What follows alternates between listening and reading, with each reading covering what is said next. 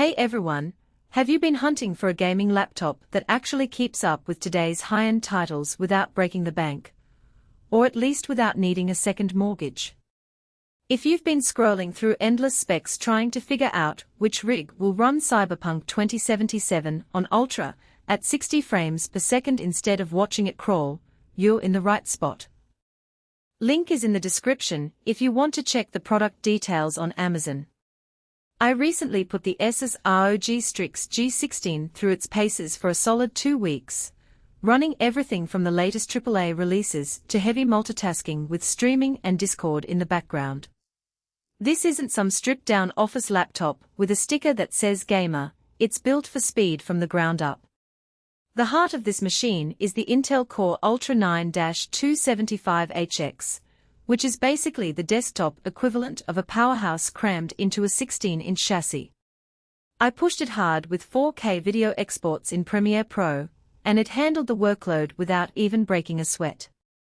The 64GB of DDR5 RAM means you can keep dozens of Chrome tabs open, run a virtual machine, and still have room for a game or two without the system begging for mercy. Storage is another area where this laptop flexes. You get a massive 2TB PCIe SSD, so you can install your entire Steam library, or at least the parts you actually play, and still have space left for screenshots, videos, and a few dozen screenshots of your high scores.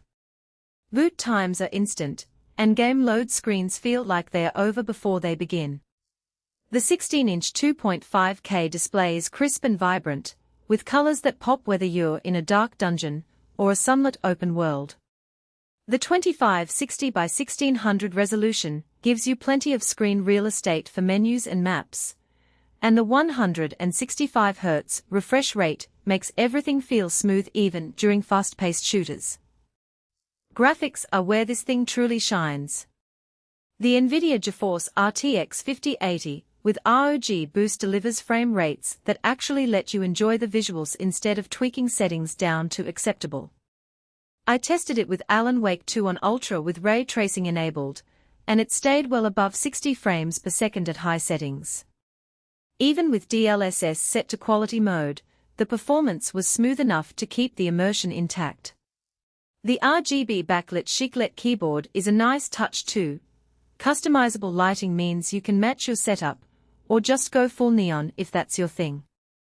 It's also surprisingly comfortable for long sessions, which is more than I can say for some keyboards that feel like typing on a bed of nails.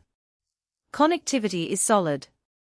You've got HDMI 2.1 for 4K monitors, 3 USB 3.2 Gen 2 ports for peripherals, and a combo audio jack if you prefer wired headphones. Wi-Fi 6E keeps latency low during online matches, and the Windows 11 Pro setup is clean and ready to go out of the box. Battery life is decent for a gaming laptop, around 5 to 6 hours with light use, but let's be real, if you're gaming on battery power, you're doing it wrong. Plug it in and enjoy the full performance without compromise. Now, no machine is perfect, and this one has a couple of quirks. The chassis runs a bit warm under heavy loads, so you'll want to keep it on a hard surface and maybe invest in a cooling pad if you're planning marathon sessions.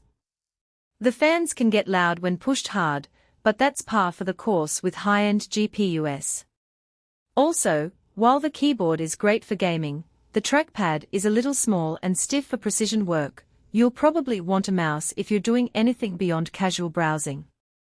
Overall, the ASUS ROG Strix G16 delivers exactly what it promises: top-tier performance in a package that doesn't look like it belongs in a server room. If you're serious about gaming or content creation and want a laptop that won't hold you back, this is a solid pick. The price tag reflects the specs, but when you're running games at max settings without dropping frames, it's easy to justify. If you're still on the fence, check out the link below. It's in the description if you want to dive deeper. Either way, thanks for watching, and I'll see you in the next one.